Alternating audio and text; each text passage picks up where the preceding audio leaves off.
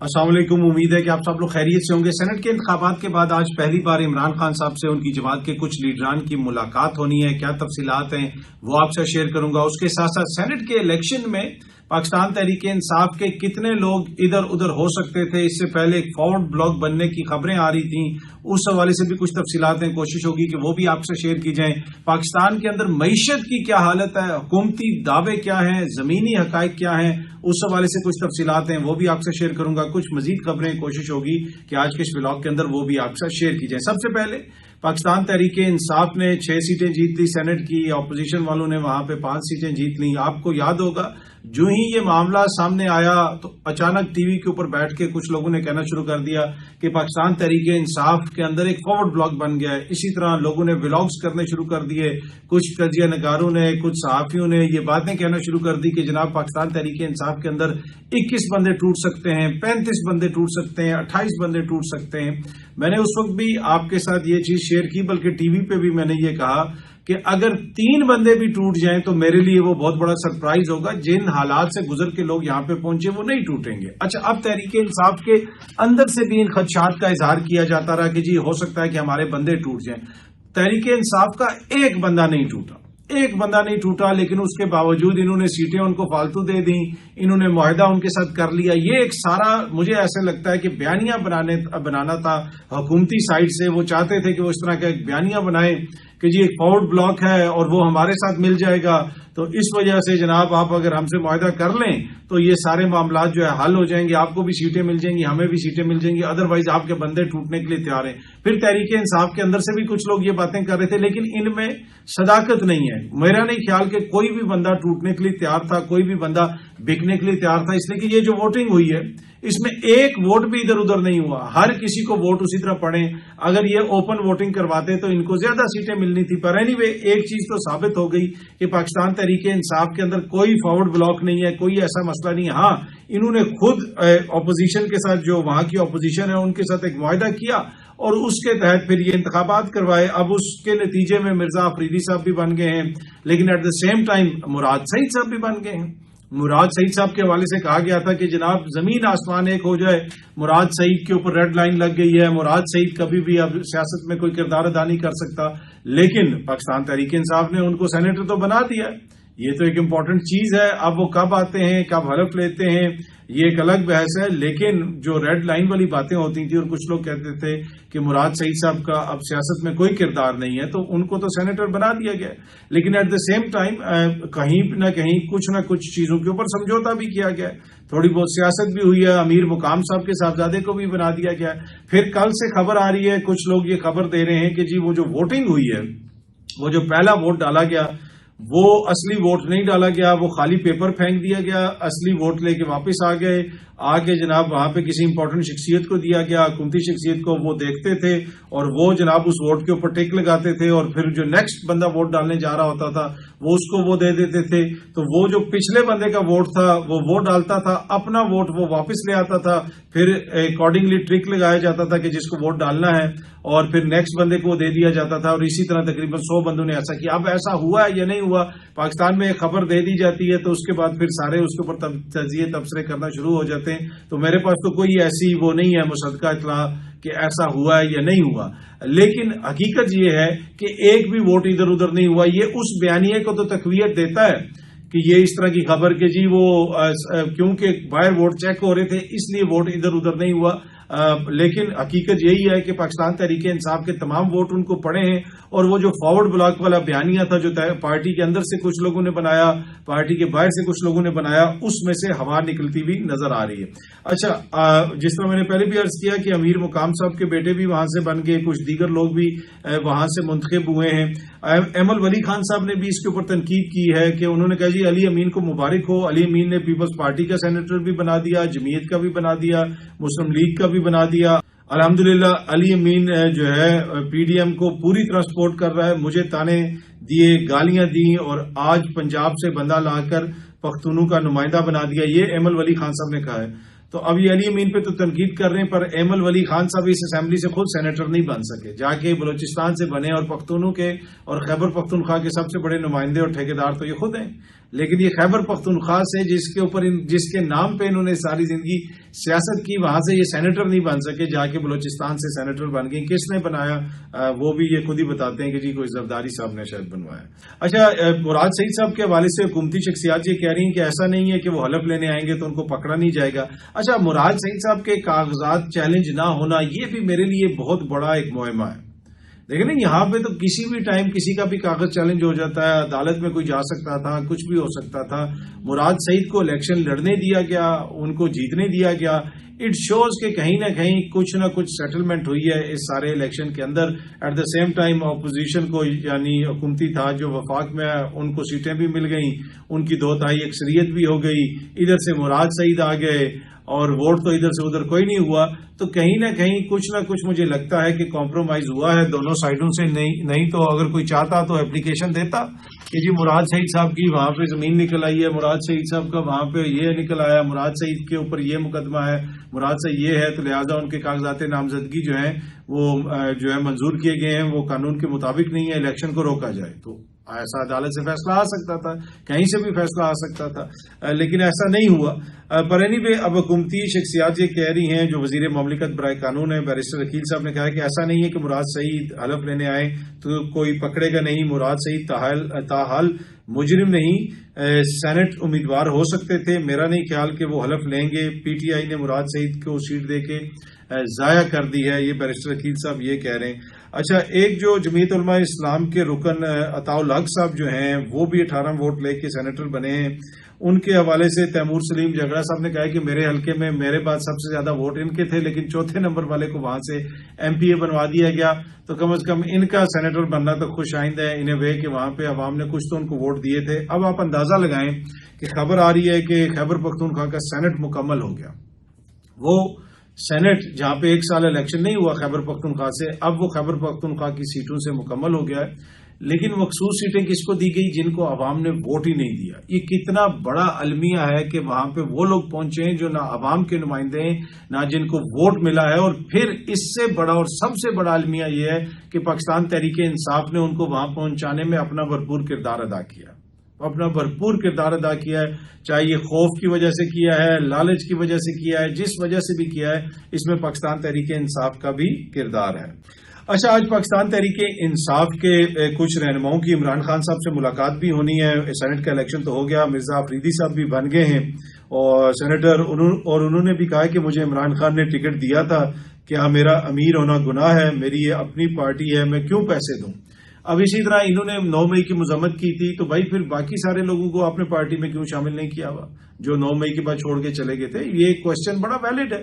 اگر مرزا افریدی صاحب کو آپ نے کر لیا شامل، انہوں نے کسی قسم کی کوئی سختی برداشت نہیں کی، انہوں نے مذمت بھی کر دی، بیان بھی جاری کر دیا، تو بھائی پھر وہ لوگ جو جیلیں بھی کاٹتے رہے جس میں فواد چودھری صاحب جیسے لوگ ہیں، ان لوگوں کو کیوں نہیں آپ شامل کر رہے؟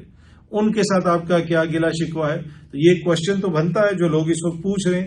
اینی وے آج عمران خان صاحب سے جو شخصیات ملنے جا رہی ہیں ان میں بیرسٹر گوہر صاحب ہیں، سلمان اکرم راجہ صاحب ہیں، علی ظفر صاحب ہیں، نعیم حیدر پنجوتا صاحب ہیں، ظہیر عباس صاحب ہیں، نیاز اللہ نیازی صاحب ہیں. اب دیکھتے ہیں کہ ان میں سے کس کی ملاقات ہوتی ہے اور سینٹ کے الیکشن کے اوپر اندر سے کیا بیان آتا ہے. مجھے لگتا ہے کہ سب کی تو ملاقات نہیں ہو سکے گی، ایک آدھے بندے کی، یہ ظہیر عباس صاحب کی اکثر ملاقات ہو جاتی ہے کیونکہ یہ لائر ہیں، سیاسی اس طرح بیانات وغیرہ باہر آ کے نہیں دیتے، تو شاید ان کی ملاقات ہو جائے. بیرسٹر گور صاحب کی بھی ہو سکتا ہے ہو جائے، پر مجھے پتہ نہیں ہے. مجھے نہیں لگتا کہ سلمان اکرم راجہ کی ملاقات ہوگی یا نعیم حیدر پنجوتا کی ملاقات ہوگی یا نیاز اللہ نیازی کی ملاقات ہوگی، مجھے نہیں لگتا، پر ہو سکتا ہے کہ میں غلط ثابت ہوں. اب دیکھتے ہیں کہ کس کی ملاقات ہوتی ہے. اچھا، ایک اور چیز بھی ہے کہ رضا ربانی صاحب کا کوئی لیٹر سامنے آیا ہوا ہے جس میں وہ کہہ رہے ہیں کہ COD 2 ہونا چاہیے، جس میں رول آف لا کی بات ہو، سپریمیسی آف کانسٹیٹیوشن کی وہ بات کر رہے ہیں، اس کے ساتھ ساتھ انڈیپینڈنس آف جوڈیشری کی بات کر رہے ہیں، فری اینڈ فیئر الیکشنز کی بات کر رہے ہیں. ان ساری چیزوں کے اوپر باتیں ہونی چاہیے، اور بھی بہت ساری پوائنٹس انہوں نے لکھے ہوئے ہیں. پر ویسے ان کی ہمت کو آپ کو داد دینی پڑے گی، سلام کرنا پڑے گا ان لوگوں کو کہ یہ لوگ کر رہے کیا ہیں، ان کی جماعتیں کر رہی کیا ہیں، کیسے یہ انہوں نے بلوچستان میں حکومت بنائی، کیسے سرفراز بگٹی صاحب کو اپنی جماعت میں شامل کیا، باقی کیا کچھ ہو رہا ہے. 26ویں آئینی ترمیم میں بلاول کا کیا کردار تھا، وہ بروٹ میجورٹی کی باتیں کر رہے تھے، کیا کچھ کیا 26ویں آئینی ترمیم کے ذریعے انہوں نے، اور ابھی بھی یہ مورل ہائی گراؤنڈ پہ کھڑے ہو کے ڈیموکریسی کی بات کرتے ہیں اور کہتے ہیں جی سی او ڈی کی ضرورت ہے۔ کسی سی او ڈی کی ضرورت نہیں، جو پہلا سی او ڈی ہوا تھا اس کی بھی کوئی ضرورت نہیں تھی میری نظر میں۔ آپ کم از کم اسی کے اوپر عمل درآمد کر لیں۔ پاکستان کی عوام کے پاس، پاکستان کی ریاست کے پاس، پاکستان کی قوم کے پاس ایک آئین موجود ہے جو 50 برس قبل دیا گیا، بنایا گیا۔ اگر آپ اس کے اوپر عمل درآمد کرنے کے لیے تیار نہیں ہیں تو کسی چارٹر آف ڈیموکریسی اور چارٹر آف یہ اور وہ، اس پہ کیا عمل درآمد ہوگا؟ یہ انتہائی بھونڈی بات ہے۔ جس ملک میں آئین کو کوئی نہیں مانتا اس ملک میں اس طرح کے چارٹر یا معاہدے کی کیا اہمیت ہے؟ تو یہ انتہائی فضول قسم کی باتیں، جی چارٹر آف ڈیموکریسی کر لیا جائے، اس پہ بات کی جائے، اس پہ بات کی جائے، کوئی کسی بات چیت سے کوئی مسئلہ حل نہیں ہوگا۔ سمپل سا اصول ہے، کوئی الجبرا ہے نہیں ہے، کوئی راکٹ سائنس ہے نہیں ہے، ملک میں آئین اور قانون موجود ہے، اس کے مطابق ہر کوئی چلے تو معاملہ ٹھیک ہوگا۔ باقی یہ سب فضول باتیں کہ یہ بات کر لی جائے، وہ مذاکرات کر لیے جائیں، چارٹر کر لیا جائے۔ بھائی تم لوگ کتنا چارٹر کر رہے ہو اس کے اوپر جو تم لوگوں نے پہلے چارٹر کیا تھا، اور اس چارٹر کے اوپر آپ کتنا چل رہے ہیں؟ بس چارٹر ہوتا ہے یہاں پہ، چارٹر تو بیچارہ پیچھے ہی پڑا ہوا ہے۔ اور جو بھٹو صاحب نے آئین دیا تھا اس کے اوپر آپ لوگ کتنا عمل درآمد کر رہے ہیں؟ بس دنیا بھر کو لیکچر، باتیں، گیان بانٹنا ہے۔ جب آئین موجود ہے تو نئی اس طرح کے شوشے چھوڑنا یہ صرف عوام کو اور اپنے دل کو تسلی دینے والی بات ہے، اس سے زیادہ اور کچھ نہیں ہے۔ اچھا جی، 9 مئی کے مقدمات جس طریقے سے چلائے جا رہے ہیں، پاکستان تحریک انصاف خدشات کا اظہار کر رہی ہے کہ فیصلے آ سکتے ہیں جلدی، ایم پی اے فارغ ہو سکتے ہیں، ایم این اے فارغ ہو سکتے ہیں اور سیٹیں خالی ہوں گی۔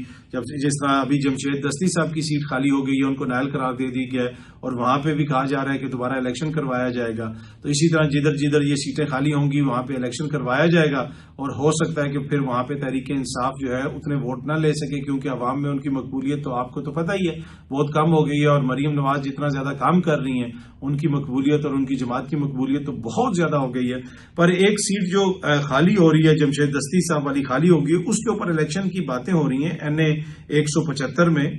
وہاں پہ کوئی حکیم شہزاد صاحب ہیں اور لوہا کچھ ایسا بھی ان کا نام انہیں کہا جاتا ہے، وہ بھی اس حلقے میں سامنے آ گئے ہیں۔ انہوں نے خواہش کا اظہار کیا کہ وہ یہاں سے الیکشن لڑیں گے، این اے 175 جو ہے وہاں سے یہ الیکشن لڑنا چاہتے ہو، اور اس میں انہوں نے لکھا جی ہمارا منشور مردانہ کمزوری کا مکمل خاتمہ، بے روزگاری کے خاتمے کے لیے آواز، این اے 175 میں نشتر 3 کے قیام کی جدوجہد، کرپشن سے پاک پاکستان، یونیورسٹی آف مظفر گڑھ کا قیام، کسانوں کے لیے قومی اسمبلی میں مخصوص نشستوں کی جدوجہد۔ تو حکیم شہزاد صاحب جو ہیں یہ تمام انہوں نے وہاں کی جو پر پہلا جو ان کا ہے ہمارا منشور مردانہ کمزوری کا مکمل خاتمہ، اور وہاں سے لے کے کسانوں کی جدوجہد تک جو ہے یہ چیز سامنے آئی ہے، اور وہ یہ بتا رہے ہیں کہ جی وہ وہاں سے الیکشن لڑیں گے۔ اب پتہ نہیں وہ الیکشن لڑتے ہیں یا نہیں لڑتے، یہ اشتہار، یہ پمفلٹ جو ہے سوشل میڈیا کے اوپر کافی زیادہ وائرل ہوا ہے۔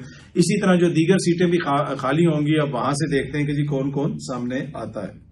اچھا، 9 مئی کے مقدمات کی ہم بات کرتے ہیں۔ ویسے بھی بہت سارے لوگوں کو جب گرفتار کیا گیا ہم نے دیکھا، اس میں فواد چودھری بھی ہیں، دیگر لوگ بھی ہیں، ان کے چہروں کے اوپر کپڑا ڈال کے ان کو عدالت میں پیش کیا جاتا تھا، اور اسی طرح اب یہ تصویر بہت زیادہ شیئر کی جا رہی ہے سوشل میڈیا پہ کہ جناب سیاسی ورکرز کو جب پکڑا جاتا ہے تو ان کے چہروں کے اوپر کپڑا ڈال دیا جاتا ہے، لیکن یہ جو شیرباز صادقزئی ہے، یہ جس نے قتل کا حکم دیا مبینہ طور پہ جرگے میں، اس کو جس طرح پیش کیا گیا نہ ہتھکڑی لگی بلکہ بڑے سٹائل سے اس کو پیش کیا گیا، اور ہر کوئی اس کو وہاں پہ سپورٹ بھی کر رہا ہے، سسٹم بھی اس کو سپورٹ کر رہا ہے۔ جو وہاں سے خبریں آ رہی ہیں، ایک بھی سردار نے اس کے خلاف کوئی بیان نہیں دیا، اور کل بھی میں نے آپ کے ساتھ شیئر کیا تھا کہ امپورٹنٹ لوگوں کے ساتھ انکلوڈنگ وزیر اعلیٰ کے ساتھ یہ بیٹھا ہوا تھا کچھ ماہ پہلے کسی میٹنگ کے اندر، اور ہر جگہ پہ یہ شخص پہنچا ہوتا ہے، اور وہاں پہ جتنے بھی سردار ہیں جو بلوچوں کے حقوق کی بات کرتے ہیں، ان میں سے کسی سردار نے پریس کانفرنس نہیں کی کہ بلوچ 2 مار دیے گئے، یہ ہو گیا وہ ہو گیا۔ وہاں پہ اس معاملے کے اوپر یہ سارے اکٹھے ہیں، اور یہ کوئی پہلی بات نہیں ہے۔ ایک اور عورت کی ویڈیو آئی ہوگی، آپ کو یاد ہوگا، اس نے بتایا کہ ایک یہ یہاں پہ سردار ہے بلوچ، اس نے اپنی پرائیویٹ جیل بنائی ہوئی ہے، میرے بچوں کو وہاں پہ قید رکھا ہوا ہے، اس کے بچوں کی بھی بعد میں کہیں پہ لاشیں ملی اور اس عورت کا بھی کوئی پتہ نہیں چلا۔ تو یہ ساری چیزیں وہاں پہ بار بار رپورٹ ہوتی ہیں، پر اس معاملے کے اوپر یہ سب لوگ ایک دوسرے کی سپورٹ کرتے ہیں، کوئی کسی کے خلاف کوئی بات بھی نہیں کرتا۔ اچھا، ایکسپریس ٹریبیون نے رپورٹ کیا ہے جی گزشتہ 2-3 برس میں 2 درجن سے زائد ملٹی نیشنل کمپنیاں جو ہیں انہوں نے یا تو پاکستان میں اپنا کاروبار ختم کیا ہے یا کاروبار کو محدود کر دیا ہے۔ اس میں دنیا کی مشہور کمپنیاں جیسے کہ شیل، سیمنز اس کے علاوہ پروکٹر اینڈ گیمبل انرجی شامل ہیں. اس کے علاوہ آپ کو پتا ہے مائکروسافٹ نے بھی لیٹلی یہ فیصلہ کیا ہے ریسنٹلی، وہ بھی پاکستان سے جا رہے ہیں. تو اس سے آپ اندازہ لگا سکتے ہیں کہ یہاں پہ تو سرمایہ کاری آنی تھی، لیکن تمام تر دعووں کے باوجود، تمام تر باتوں کے باوجود حقیقت یہ ہے کہ بہت ساری کمپنیاں پاکستان سے جا رہی ہیں. اور اس کی وجہ یہی ہے کہ یہاں پہ جو اکنامک صورتحال ہے، جتنی یہاں پہ FDI آ رہی ہے، جتنی یہاں پہ انویسٹمنٹ آ رہی ہے، وہ ہمارے سامنے ہے. جو اکنامک صورتحال ہے، کوئی بھی سیکٹر یہاں پہ فلرش نہیں کر رہا اس وقت. ہر طرف آپ کو لگتا ہے ایسے ہے کہ سیکٹر جو ہے، بزنس سیکٹر جو ہے وہ اسٹرگل کر رہے ہیں. جب تک آپ کا مقامی جو بزنس مین ہے وہ مطمئن نہیں ہوگا، وہ انویسٹ نہیں کرے گا، تو باہر سے آ کے کسی نے کیا انویسٹ کرنا ہے. یہ خام خیالی ہے کہ یہاں پہ آپ لوگوں کو نچوڑتے جائیں گے اور باہر سے لوگ آ کے یہاں پہ کوئی انویسٹمنٹ کر دیں گے. ایسی بات نہیں ہے جب تک ملک کا ماحول بہتر نہیں ہوگا. اور کل بھی ایک ڈاکومنٹ سامنے آیا تھا غالباً پلاننگ کمیشن کا، جس میں بتایا گیا تھا کہ یہ 8-10 فیکٹرز ہیں، اس میں سیاسی عدم استحکام بھی اور دیگر فیکٹرز بھی ہیں. جب تک جو ہے ان کے اوپر قابو نہیں پایا جائے گا، ملک کی معیشت بہتر نہیں ہو سکتی. اور اس میں ایک فیکٹر جو بتایا گیا تھا وہ کلائمیٹ چینج کا بھی ہے، جو ملک کے اندر حالات ہیں. اب اگین اسلام آباد میں بھی کل جو بارشیں ہوئیں اس سے بہت سارے علاقوں میں گاڑیاں بہہ گئیں. اسی طریقے سے گلگت بلتستان اس سائڈ کے اوپر بھی فلیش فلڈنگ ہوئی، وہاں پہ ٹورسٹ کی ہلاکتوں کی خبریں بھی ہیں. بتایا جاتا ہے کہ جی کوئی کلاؤڈ برسٹ ہو گیا. اب یہ ایک نئی وہ بن گئی، جب کچھ اور نہیں ہوتا تو فوراً کہہ دیتے ہیں جی کلاؤڈ برسٹ ہو گیا. پہلے سے وارننگ آنی چاہیے تھی، بتانا چاہیے تھا. پھر ادھر سید پور کے علاقے میں تو بتایا گیا کہ نالے کے اوپر وہاں پہ تجاوزات بنی ہوئی ہیں. تو بھائی محکمے کہاں پہ تھے، ادارے کہاں پہ تھے، سارے CDA کہاں پہ تھا جب یہ سب کچھ ہو رہا تھا. اور PTI کا دفتر آپ کو یاد ہے سیکٹریٹ، روز وہاں پہ CDA والے پہنچ جاتے تھے کہ یہ سیکٹریٹ انلیگل ہے، یہ ایسا ہے، یہ ویسا ہے، اس کو سیل کر دیا، وہ کر دیا. تو یہاں پہ یہ جو غیر قانونی تجاوزات بن رہی تھی، نالے پہ کنسٹرکشن ہو رہی تھی، اس کو کہاں تھے سارے لوگ. تو یہاں پہ بس ضرورت کے مطابق ہی سارے ایکشن لیے جاتے ہیں. تو یقیناً کلائمیٹ چینج کا معاملہ بھی ہے، لیکن اس کے ساتھ ساتھ اپنی نااہلی بھی ہے. یہاں پہ کرپشن بھی ہے، وہاں پہ ہو جاتی ہے کنسٹرکشن جہاں پہ نہیں ہونی چاہیے. پھر جنہوں نے وارننگ پہلے دینی ہے وہ وارننگ نہیں دیتے، وہ محکمے، وہ ادارے جو بڑے بڑے جن کے بجٹ ہیں، اور بعد میں وہ کہہ دیتے ہیں جی کلاؤڈ برسٹ ہو گیا. اب یہ جو شمالی علاقہ جات میں لوگ گئے ہوئے تھے، وہاں پہ ٹورسٹ بھی اس میں پھنسے، ان کی گاڑیاں بھی تباہ ہوئیں، لوگوں کی زندگیاں بھی گئیں، لوگوں کی پراپرٹی کا بھی نقصان ہوا. اور یہاں پہ ایک سمپل سی کہہ دیا جاتا ہے جی کلاؤڈ برسٹ ہو گیا. بھائی آپ نے پہلے جنہوں نے وارننگ دینی تھی انہوں نے وارننگ کیوں نہیں دی؟ اور پھر وہاں پہ لوگ جب بھی جاتے ہیں شمالی علاقہ جات میں ذلیل و خوار ہوتے ہیں، گاڑیاں پھنسی ہوئی ہیں، کوئی پراپر چیز نہیں ہے. آئی ایم سرپرائز کہ لوگ جاتے کیوں ہیں. مری بھی آپ جا رہے ہوں تو صرف جب حکمراں خاندان جا رہا ہوتا ہے، پروٹوکول لگتا ہے، سب کو سائڈ پہ کر دیا جاتا ہے، باقی سارے ذلیل ہوتے ہوئے وہاں پہ جاتے ہیں، پھنستے ہیں. تو میرا نہیں خیال کہ جو سیفٹی کے حالات ہیں، ان حالات کے اندر آپ کو کہیں پہ بھی جانا چاہیے. یہ جو بھی ہوا ٹورسٹ کے ساتھ، تو اگر آپ سوچ رہے ہیں تو خدارہ اپنی تحقیق کر کے جائیں. یہ نہ سوچیں کہ حکومت کوئی وارننگ دے گی، ان کے NDA میں یا PDA میں کوئی وارننگ جاری کرے گی، لوگوں کو بتایا جائے گا یا انتظامیہ کچھ کرے گی. خود تحقیق کر لیں اور خود تحقیق کر کے جائیں کہ جہاں پہ جدھر جا رہے ہیں وہاں پہ موسم کیسا ہو سکتا ہے اور کس قسم کے حالات کا آپ کو وہاں پہ سامنا ہو سکتا ہے. تو تحقیق کر کے جائیں، اپنا بھی خیال رکھیں، اپنے بچوں کا بھی خیال رکھیں، اور اپنی جو قیمتی جانیں ہیں ان کا بھی خیال رکھیں. آخر میں جی الطاف حسین صاحب لندن کے ایک اسپتال میں ایڈمٹ ہیں، 13-14 دن ہو گئے ہیں. اب یہ بتایا جا رہا ہے کہ پہلے سے ان کی صحت بہتر ہے. یہ ان کی لیٹسٹ پکچر ہے جس میں دیکھا جا سکتا ہے کہ ایک موبائل بھی ان کے سامنے پڑا ہوا ہے. تو امید ہے کہ جلدی وہ اپنی ویڈیو بھی بنانا شروع کر دیں گے، ٹویٹس بھی کرنا شروع کر دیں گے. اور الطاف حسین صاحب کے حوالے سے ان کے قریبی ساتھی یہی بتا رہے ہیں کہ پہلے سے ان کی صحت اب بہتر ہو رہی ہے، اور لوگوں سے انہوں نے اپیل بھی کی ہے کہ جی آپ بھی الطاف بھائی کے لیے صحت یابی کی دعا کریں. اب دیکھتے ہیں جی الطاف بھائی صاحب کب دوبارہ اپنا ویڈیوز وغیرہ بنانے کا سلسلہ شروع کرتے ہیں. کچھ دنوں سے وہ رکا ہوا تھا کیونکہ انہوں نے اوبیسلی جس طرح ان کا علاج وغیرہ ہو رہا ہے لندن کے ایک اسپتال میں وہ ایڈمٹ ہیں. بہت جلدی آپ سب دوستوں سے دوبارہ ملاقات ہوگی. Thank you very much.